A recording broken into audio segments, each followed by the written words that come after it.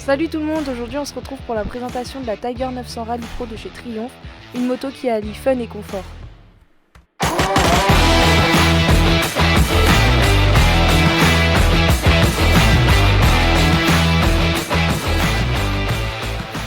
Bonjour à tous, donc aujourd'hui on se retrouve pour une nouvelle vidéo de présentation. Donc aujourd'hui on va vous présenter le Tiger 900 Rally Pro de chez Triumph. Donc voilà, très bonne moto. Comme d'habitude on va faire toutes les caractéristiques techniques et ensuite on va revenir un petit peu sur le pilotage de la moto, le ressenti au guidon. Et on finira avec une présentation de l'instrumentation qui est encore très complète sur cette moto. Donc tout d'abord nous allons commencer par le moteur. Donc c'est un moteur de 888 cm3 exactement, de 95 chevaux et qui développe 87 Nm. Donc voilà, c'est une moto qui est éligible permis A2. Donc ça c'est positif, c'est le côté cool de cette moto. Et ensuite il faut savoir que c'est une boîte à 6 rapports, donc tout ce qu'il y a de plus classique on va dire. Et franchement le moteur se comporte bien, ça marche bien. À savoir qu'il est très doux. Donc franchement un bon moteur et un bon feeling à son bord. Ensuite par rapport à la dimension de la moto, donc à savoir que la moto elle a une hauteur de selle qui oscille entre 850 et 870 mm. Parce que la selle est réglable en hauteur. Donc moi je fais 1m74, là la selle est en position haute et j'ai les pieds, j'ai la pointe des pieds au sol parce que mon ami qui me l'a prêté lui est beaucoup plus grand que moi. Et finalement, la moto est restée dans cette configuration pour l'essai et ça ne m'a pas dérangé tant que ça. En revanche, la moto fait un poids de 201 kg à sec, donc c'est assez conséquent. Mais vu qu'on a quand même une bonne prise au sol, ça permet quand même de faire des manœuvres assez aisément. Et le réservoir qui a une capacité de 20 litres. Donc à savoir que données constructeurs, la moto consomme 5 litres d'eau. Donc là mon ami qui m'a prêté la moto, lui il me dit qu'avec un plein en consommation mixte, il fait 350 km, mais il peut pousser jusqu'à 400 km sur autoroute, sachant que la moto est dotée d'un régulateur de vitesse, donc on en reviendra plus tard. Mais ça permet vraiment de faire de longues distances sans être embêté à aller à la pompe toutes les 2 secondes.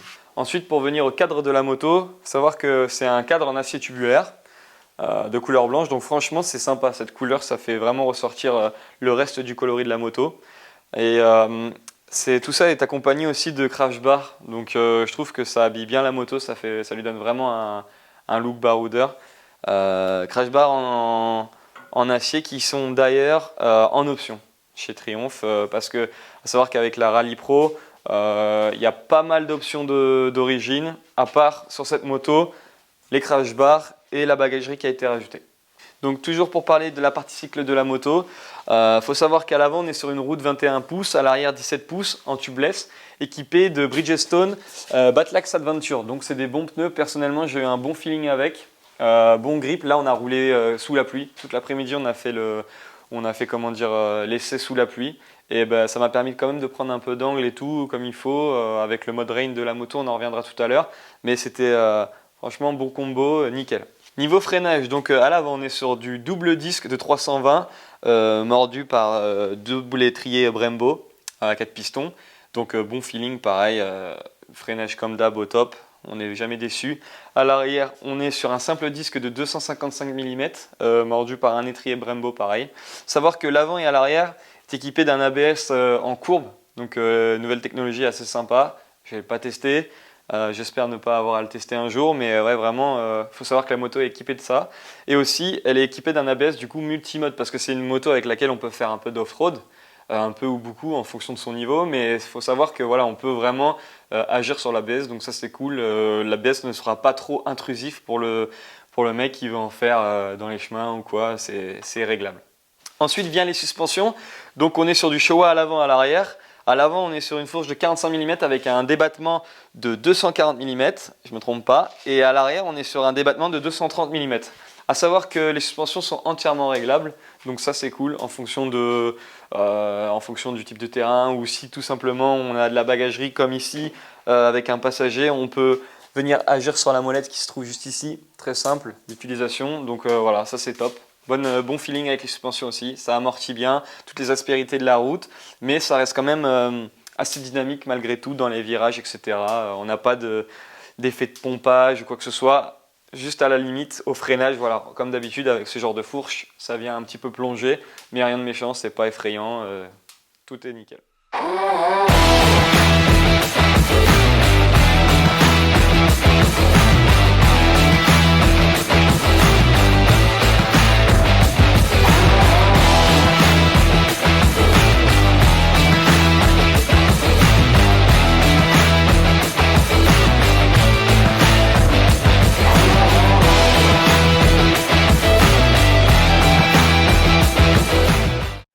Donc maintenant on va parler de l'équipement électronique de la moto, de l'affichage électronique plutôt. Donc on va avoir voilà, cet écran TFT de 7 pouces qui contient beaucoup d'informations et permet de changer de mode de conduite. Donc on va vous faire la démo. Donc là on a l'affichage des RPM, donc voilà, on a le compte tour. Ensuite là on a la musique, le volume de la musique. On a la musique qu'on peut connecter aussi avec son téléphone. Tout ça c'est connectable avec son téléphone. La GoPro, donc ça c'est cool, permet de lancer la GoPro directement de la moto, à partir de la moto.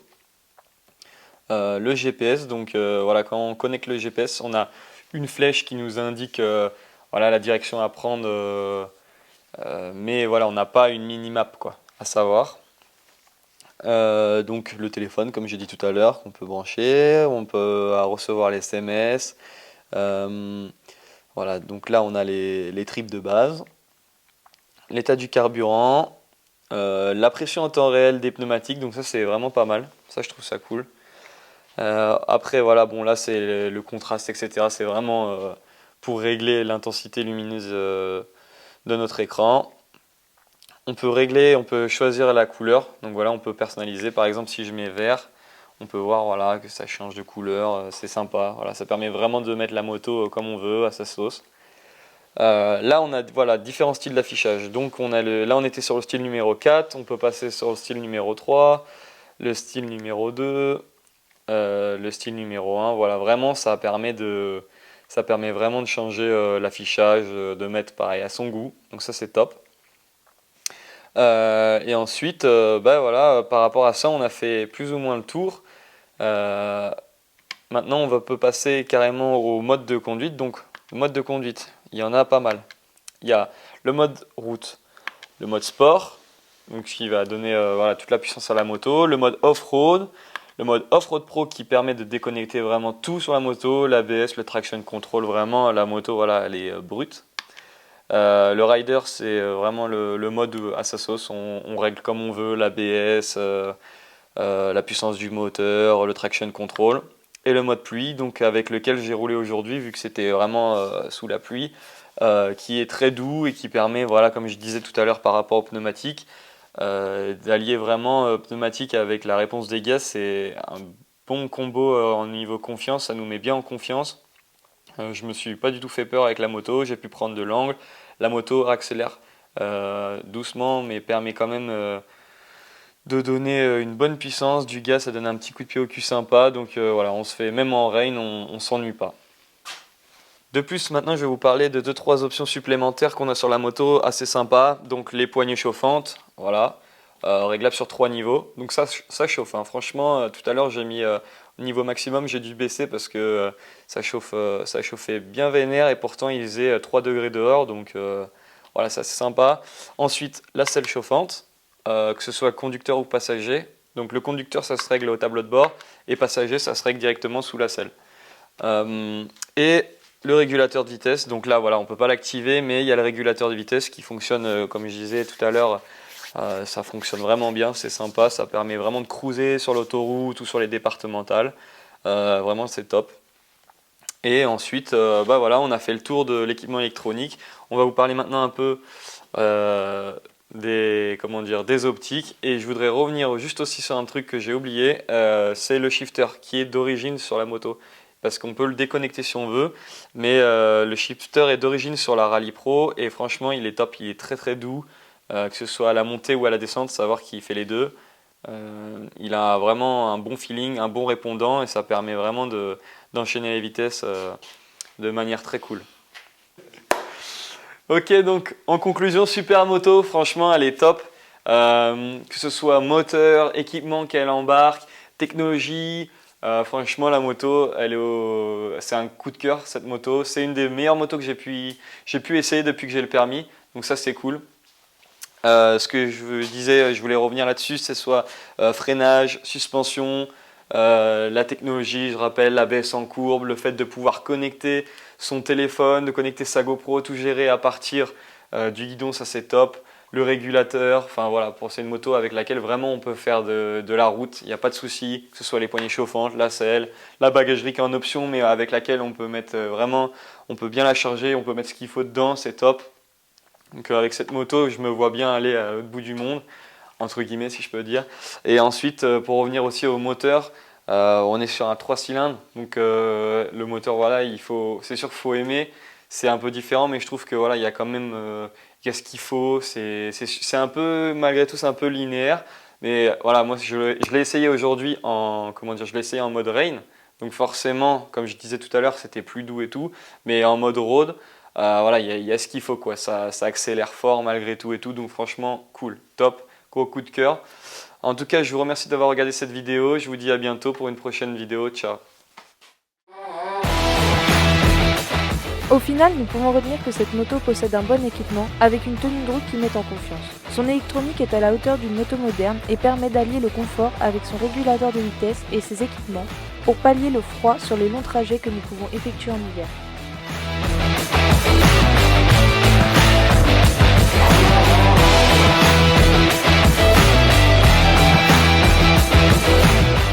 Pour les points négatifs, nous pouvons constater que le moteur est un poil linéaire et encore. La fourche, quant à elle, a tendance à plonger lorsque nous effectuons de gros freinages.